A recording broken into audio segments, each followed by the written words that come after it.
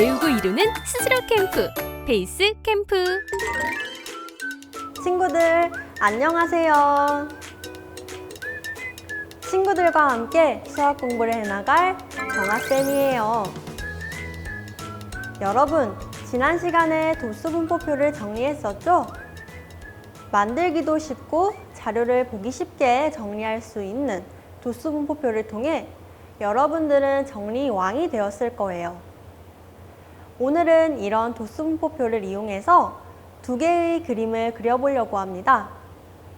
오늘도 우리 즐거운 수학 여행을 통해 자료를 보기 쉽게 나타내는 방법을 배워봅시다. 도수 분포표를 이용하여 히스토그램과 도수 분포 다각형을 그려볼 거예요. 이 둘은 표가 아니라 그림이라서 자료의 전체적인 분포를 한눈에 파악할 수 있어요. 여러분들도 숫자보다는 그림이 훨씬 눈에 잘 들어오지 않나요? 그럼 지금부터 핵심 콕콕! 먼저 히스토그램에 대해 알아봅시다. 히스토그램은 아래 그림과 같이 막대 그래프와 비슷한 형태의 그림입니다. 도수 분포표를 히스토그램으로 나타내는 방법을 살펴보면 먼저 첫 번째, 가로축에는 계급의 양 끝값을 차례대로 표시합니다. 히스토그램의 가로축에 0, 5, 10, 15, 20, 25분으로 시간을 표시하였습니다. 두 번째, 세로축에는 도수를 차례대로 표시합니다.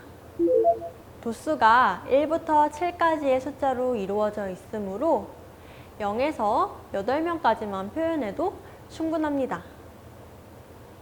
이제 계급의 크기를 가로로 하고 각 계급의 도수를 세로로 하는 직사각형을 그립니다. 0시간 이상, 5시간 미만을 가리키는 가로축에 세로가 1인 직사각형을 그렸습니다.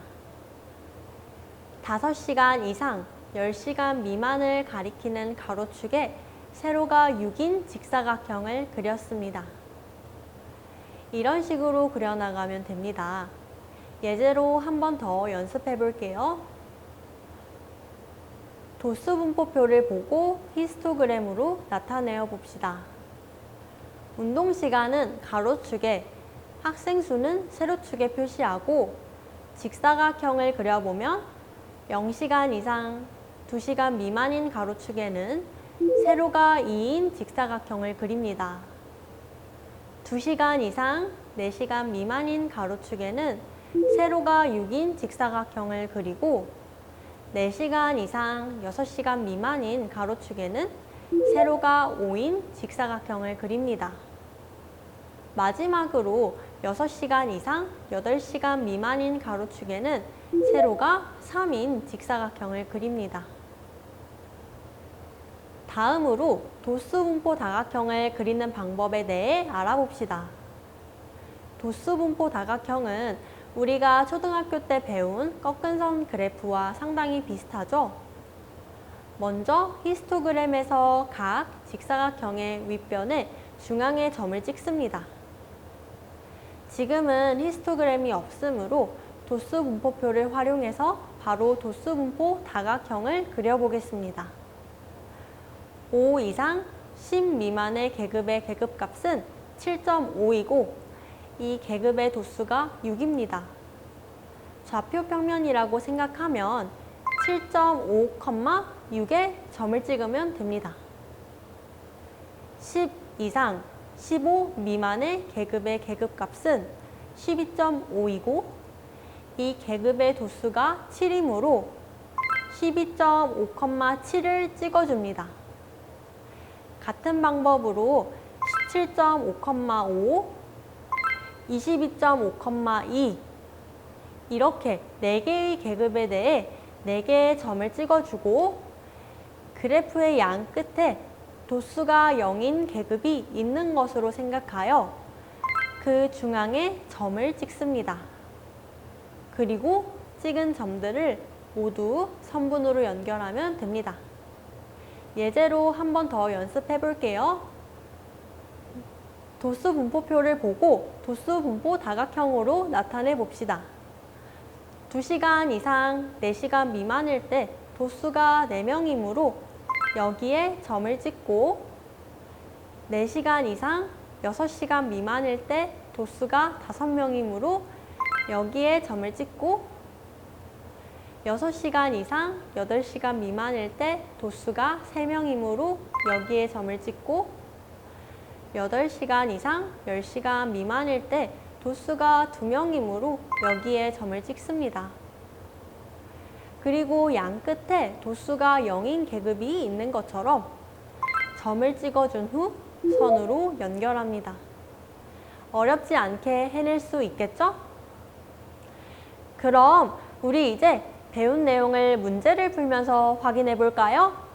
너의 실력을 보여줘. 실력 따지기. 다음은 찬영이네 반 학생들의 휴대전화 요금을 조사한 도수 분포표이다. 물음에 답하시오. 1번. 도수 분포 다각형을 완성해 보세요. 도수 분포표를 보고 도수 분포 다각형을 그리는 방법은 연습해 보았으니 여러분들 스스로 잘 할 거라고 믿습니다. 어때요? 잘 그려지나요? 선생님이 그린 그림과 똑같나요? 네, 모두 잘 이해했군요. 잘했습니다. 2번. 계급의 크기를 구하시오. 계급의 크기는 구간의 너비를 의미하니까 정답은 1만 원이 되겠죠. 3번. 휴대전화 요금이 5만 원 이상인 학생 수는 여기에 해당되는 학생들이겠죠. 4명과 3명을 더한 7명이 정답이 되겠죠. 정답은 3번입니다. 4번으로 가면 휴대전화 요금이 10번째로 비싼 학생이 속한 계급의 계급값을 묻고 있습니다. 6만 원 이상 7만 원 미만이 3명, 5만 원 이상 6만 원 미만이 4명, 4만 원 이상 5만 원 미만이 6명이므로 휴대전화 요금이 10번째로 비싼 학생은 4만 원 이상 5만 원 미만의 계급에 속한 학생입니다. 따라서 이 계급의 계급값은 4.5만 원입니다. 정답은 4번이죠. 마지막 5번.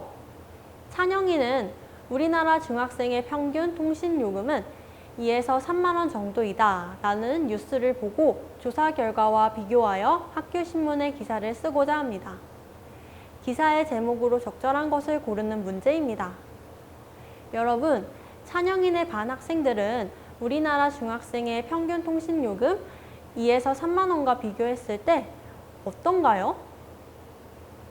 도수 분포표를 보아도 2에서 3만 원대는 2명인데 3만 원 이상인 학생들이 18명이니까 찬영이네 반 학생들의 평균 통신 요금이 2에서 3만 원보다는 훨씬 비싸다는 것을 파악할 수 있습니다.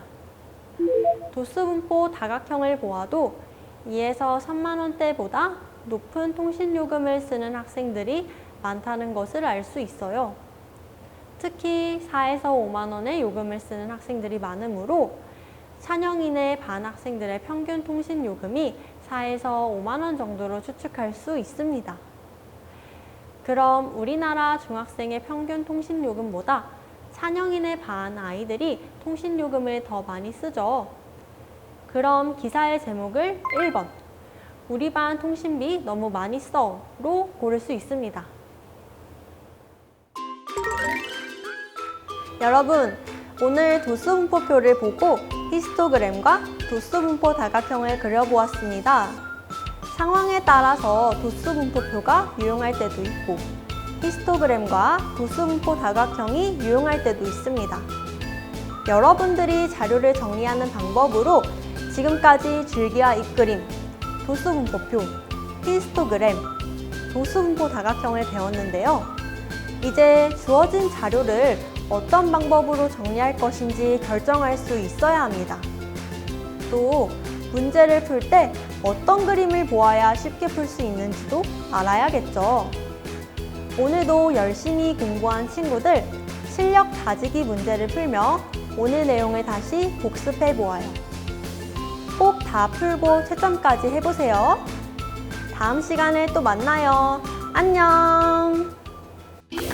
배우고 이루는 스스로 캠프, 베이스 캠프.